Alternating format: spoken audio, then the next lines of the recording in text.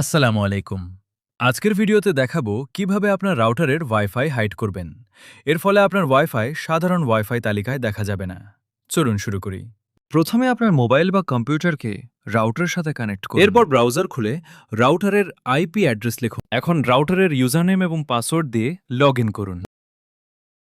Login করার পর wifi settings অথবা ওয়াইফাই নেম অ্যান্ড পাসওয়ার্ড অপশনে চলে আসুন।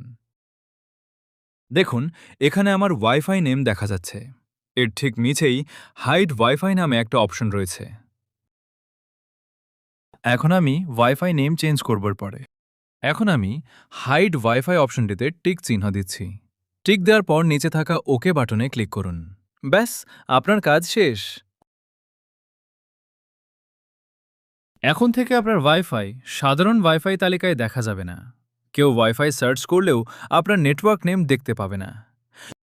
তবে একটি গুরুত্বপূর্ণ বিষয় মনে রাখবেন, ওয়াইফাই হাইড করার পর নতুন কোনো ডিভাইস কানেক্ট করতে হলে ওয়াইফাই নেম এবং পাসওয়ার্ড ম্যানুয়ালি লিখে কানেক্ট করতে হবে। তাই ওয়াইফাই নেম এবং পাসওয়ার্ড অবশ্যই মনে রাখবেন। এভাবে খুব সহজেই আপনি আপনার রাউটারের ওয়াইফাই হাইড করতে পারবেন। ভিডিওটি যদি আপনার কাছে ভালো লাগে তাহলে একটি লাইক দিন। কমেন্ট করে জানান আপনার রাউটার কোন কোম্পানির। আর এমন আরও টেক ভিডিও পেতে বাংলাথুব অফিসিয়াল চ্যানেলটি সাবস্ক্রাইব করুন। ধন্যবাদ। আল্লাহ হাফেজ।